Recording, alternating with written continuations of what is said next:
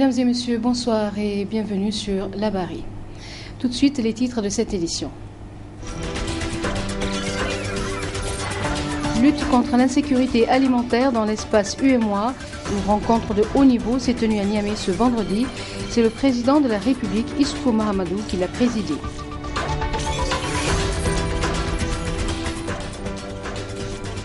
Crise à l'Assemblée nationale, un comité de 15 membres a été mis en place pour trouver la voie de sortie. Il a tenu sa première réunion ce matin. Le comité de haut niveau sur la sécurité alimentaire dans l'espace UEMOA a tenu ce matin sa 4e session à Niamey. Objectif, proposer des solutions pour éradiquer la faim et la pauvreté dans la région. C'était sous la présidence du président de la République du Niger, Issoufou Mahamadou, également président du dit comité. Compte rendu Assoumana China et Chez Bouguissou. Le comité de haut niveau sur la sécurité alimentaire de l'espace UEMOA, dirigé par le président de la République du Niger, Issoufou Mahamadou, est mandaté pour réfléchir et proposer des solutions les meilleures pour éradiquer la faim et la pauvreté de la région. Cette 4e session vise plusieurs objectifs. Je vous invite en particulier à explorer toutes les pistes permettant de vaincre définitivement l'insécurité alimentaire dans notre espace économique. À cet effet, la 4e réunion à laquelle je vous ai convié doit nous permettre de poser de nouveaux jalons dans l'amélioration de la maîtrise de l'eau, l'accroissement de la productivité agricole à travers la qualité des semences, des engrais, des sols, des techniques culturelles, le renforcement de la qualité du stockage des produits, le suivi des statistiques agricoles et de l'information des marchés agricoles, le renforcement des capacités des acteurs en vue d'améliorer leur résilience et la création de plateformes multifonctionnelles sous forme de centres, sièges ou maisons d'agriculteurs.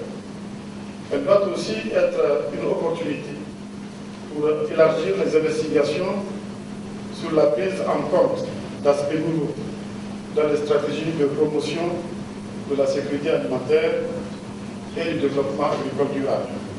Le comité a examiné la situation alimentaire de l'espace UEMOA et il ressort qu'environ 3 millions de personnes sont confrontées à une insécurité alimentaire, un chiffre qui pourrait atteindre 6 millions de personnes si aucune disposition n'est prise. C'est pourquoi le comité a élaboré des recommandations afin que la situation soit décantée. À l'endroit des États membres de l'UEMOA, accélérer le rythme de mise en œuvre des engagements de Maputo relatifs à l'allocation d'au moins 10% des budgets nationaux à l'agriculture. Mettre en œuvre la déclaration de l'Union africaine sur l'agriculture familiale. Renforcer la coordination intersectorielle pour une meilleure synergie des interventions en matière de sécurité alimentaire et nutritionnelle. Améliorer le climat des affaires pour accroître les investissements privés dans la production et la transformation des produits agro-sylvo-pastoraux. Prendre des mesures en vue de l'identification du cheptel.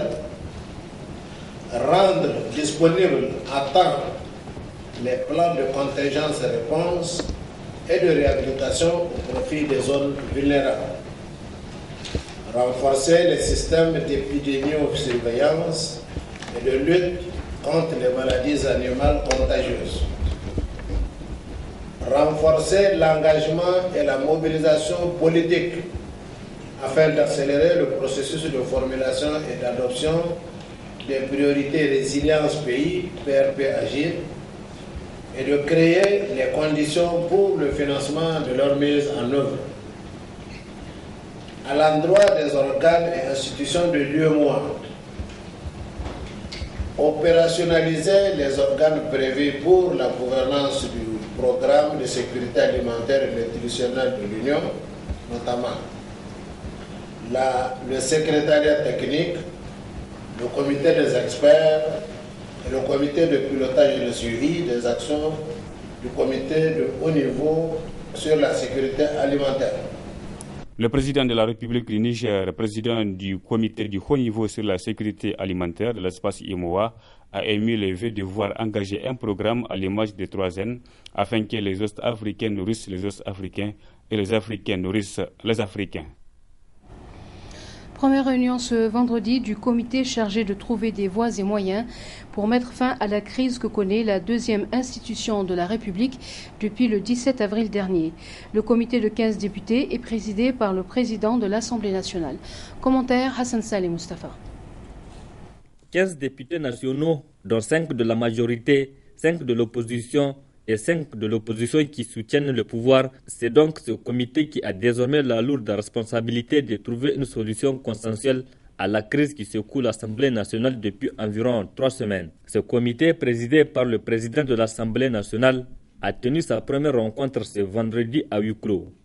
Après plus de 2 heures de discussion, les membres du comité ont quitté la salle de réunion avec certainement une seule consigne: de ne rien dire à la presse, en témoin ce refus de répondre aux questions des journalistes. Même les plus habitués se sont tus. Ce comité de médiation tiendra sa deuxième réunion en principe ce samedi 10 mai à partir de 10 heures. En rappel, le problème qui a conduit au blocage des travaux à l'Assemblée nationale a débuté le 17 avril dernier pendant le vote pour le renouvellement du bureau, précisément le vote du deuxième vice-président qui a divisé les députés de la majorité et ceux de l'opposition. Et depuis, des débats divergents ont eu lieu à l'hémicycle pendant plus de 2 semaines entre les deux camps, mais des débats stériles. Ce qui a conduit les deux partis à saisir la Cour constitutionnelle au fin de se prononcer relativement aux dispositions prévues par la Constitution du 25 novembre 2010 en pareille circonstance. Actuellement, 3 requêtes sont sur la table de la Cour constitutionnelle.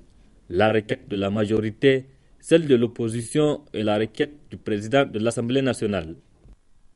La Commission nationale des droits humains a rendu publique une déclaration à son siège ce matin. Au centre de celle-ci, une préoccupation: la situation institutionnelle et politique prévaut dans notre pays. Le bureau de la CNDH appelle les parlementaires au respect strict de l'arrêt de la Cour constitutionnelle. La déclaration est lue par le professeur Khalid Ikri, président de la CNDH. La CNDH demande aux parlementaires de respecter les décisions de justice devenues définitives, notamment l'arrêt numéro 04 du 2 mai 2014 de la Cour constitutionnelle qui s'impose à tous les Nigériens. Fait comprendre que toute interprétation tendancieuse de cette décision en dehors des voies autorisées par la loi doit cesser. Rappel aux divers groupes parlementaires de l'Assemblée nationale qu'il doit prendre les mesures nécessaires pour empêcher toute violation de l'exécution des décisions de justice devenues définitives, notamment l'arrêt de la Cour constitutionnelle. Demande et encourage le Conseil supérieur de la communication à poursuivre ses efforts dans la régulation des médias, dans le traitement de la diffusion de l'information, et l'exhorte à veiller à un accès équitable des acteurs politiques aux organes de la presse publique. La CNDH rappelle également que les attributs de la République doivent être respectés en toutes circonstances et que la sécurité des hautes autorités, notamment celle du président de l'Assemblée nationale, doit être garantie selon les usages consacrés. La CNDH rappelle au président de la République, garant du fonctionnement régulier des pouvoirs publics et de la continuité de l'État, son engagement à doter le pays d'institutions fortes et crédibles.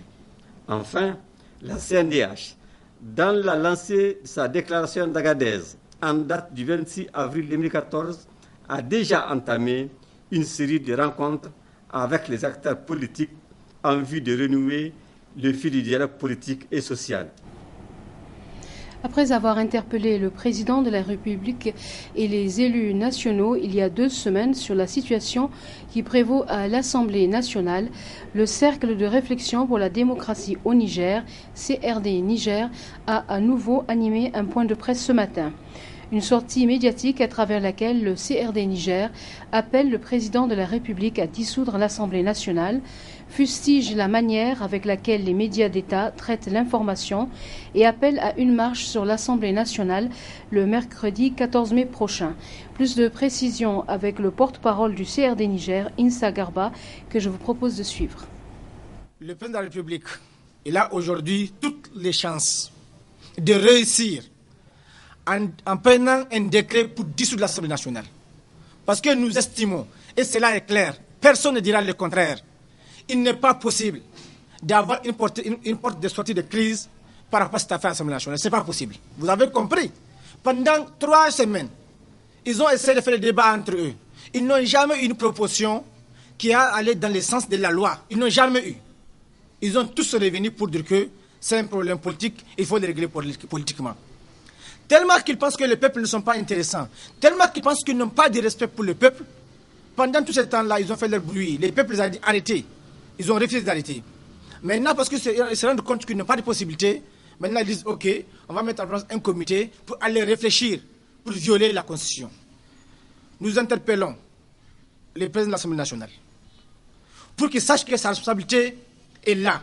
S'il accepte qu'un complot soit ourdi contre le peuple et contre la Cour constitutionnelle, l'arrêt de la Cour constitutionnelle, et contre la Constitution et contre le règlement intérieur de l'Assemblée nationale, il serait responsable. La deuxième chose, c'est qu'il faut dire, ce que dans notre point de presse passé, nous avons dit au président de la République, et que le Premier ministre doit interpeller les ministres du gouvernement qui posent des actes qui n'honorent pas la République. Vous avez vu qu'il n'y a pas eu de réponse favorable. On continue. Parce que les actes qui se passent aujourd'hui, le fait que le président de l'Assemblée nationale, qui est la deuxième personnalité de la République, n'a pas d'aide de camp, n'a pas sa sécurité. C'est immoral, c'est irrespectueux pour la République. Il faut le dire. Nous pensons que le ministre de l'Intérieur n'a pas ses droits. Il ne doit pas se permettre, fût-il l'ami du président de la République, il doit savoir qu'il doit agir dans le sens de rendre positif les actions du président de la République, pas les saper. Le troisième élément de notre intervention, c'est par rapport à vous, la presse.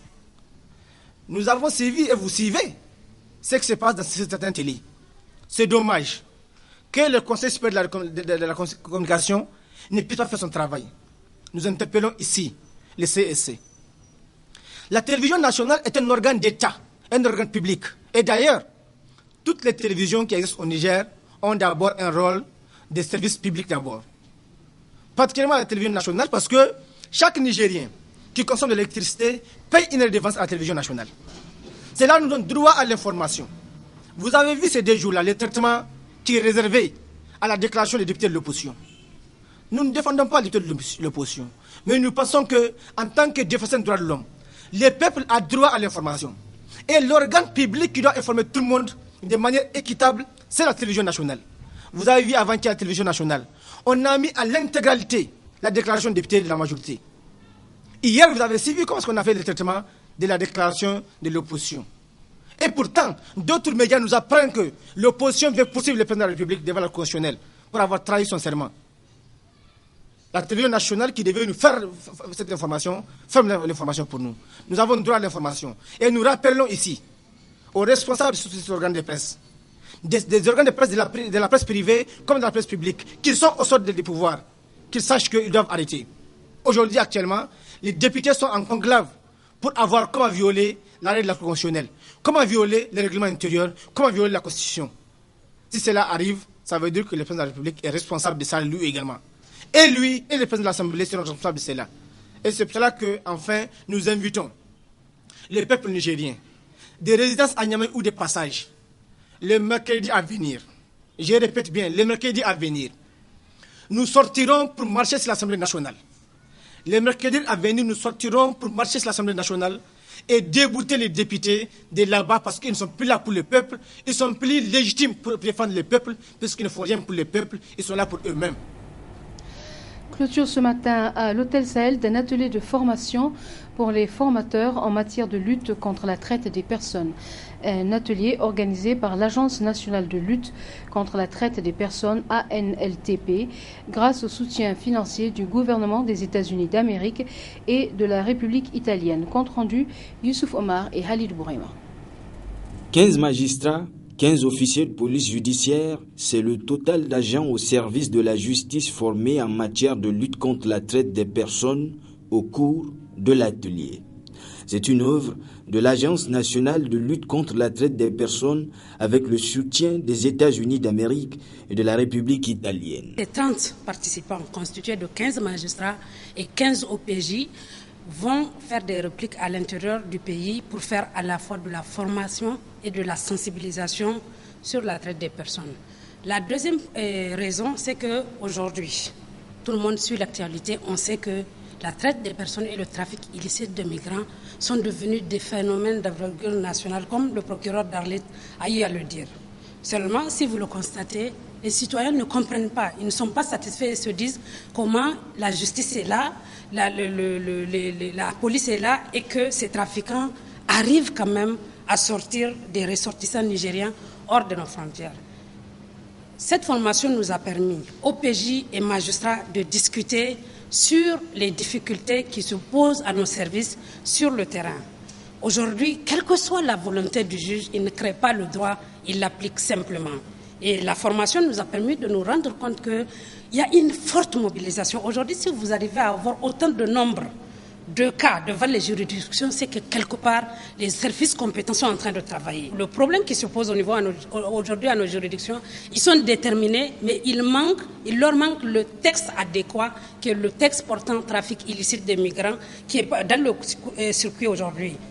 Du coup, on a échangé et on s'est dit, dans le domaine de la justice, les mêmes faits devraient produire le même effet. Les participants sont sortis satisfaits des travaux. J'ose espérer que j'ai acquis assez de connaissances que je devrais mettre en œuvre dans le cadre de mon travail et surtout répliquer parce qu'il s'agit aussi de la formation des formateurs. C'est surtout les techniques d'enquête et surtout la coopération judiciaire. Je voudrais vraiment formuler des recommandations dans le sens de délocaliser ces formations pour qu'on puisse aller au-delà des acteurs de la justice, former d'autres personnes pour un changement de comportement. Le degré de satisfaction est de 100%. On a beaucoup appris, en tout cas, sur les concepts de base, sur le cadre juridique, donc le cadre légal. Les conventions ont été étudiées, notamment la Convention des Nations Unies sur la criminalité transnationale organisée, le protocole additionnel lié toujours à ce phénomène de traite, le protocole additionnel justement lié au trafic de migrants, illicite de migrants, les techniques d'investigation, l'assistance et la protection qui censées être apportées aux victimes et la coopération judiciaire. La formation s'est tenue du 6 au 9 mai 2014. Avant elle, une autre s'est tenue du 22 au 25 avril 2014. Cela démontre la détermination des partenaires du Niger à juguler le phénomène de la traite des personnes. Le Niger a célébré hier la journée internationale de la Croix-Rouge et du Croissant-Rouge. À cette occasion, la Croix-Rouge nigérienne, en collaboration avec ses partenaires, a organisé une manifestation au Palais des Congrès. Compte rendu, Ibrahim Tikiri.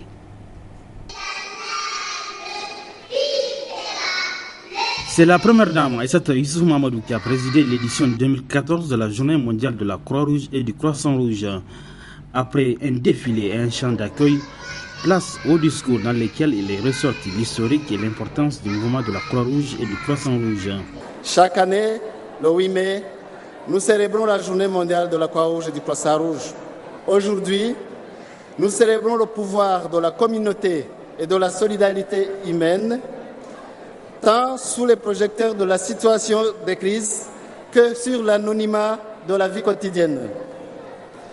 La Croix-Rouge nigérienne y contribue beaucoup avec plus de 10 000 volontaires actifs qui sont répartis sur l'ensemble du territoire nigérien et avec le support des partenaires du mouvement, à savoir le Comité international de la Croix-Rouge, la Croix-Rouge française, la Croix-Rouge espagnole, la Croix-Rouge irlandaise, la Croix-Rouge Belgique, la Croix-Rouge monégasque, la Croix-Rouge luxembourgeoise, le Croissant Rouge iranien et la Fédération internationale des sociétés de la Croix-Rouge et du Croissant Rouge, etc.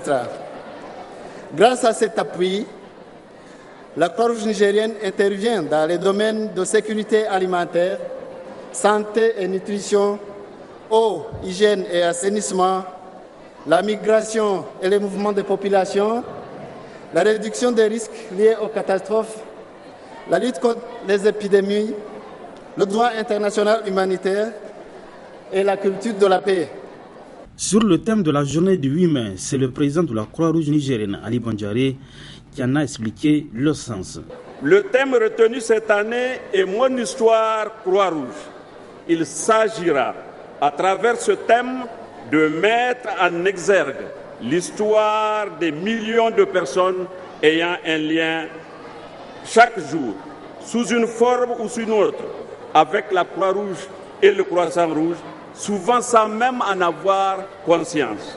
Il s'agira pour nous de songer au nombre de personnes qui ont suivi un cours de premier secours, qui ont entendu parler d'une famille secourue au lendemain d'une catastrophe et qui connaissent quelqu'un qui a fait un don, un soutien à un programme local. Sans s'en aviser que dans chaque cas, c'était la Croix-Rouge et le Croissant Rouge qui s'agissaient. Ils ont inscrit en lettres d'or leur nom dans le mouvement de la Croix-Rouge et c'est à juste titre qu'ils ont reçu des distinctions et des diplômes. C'est la fin de ce journal. Merci de l'avoir suivi. Très bonne soirée sur La Barrie.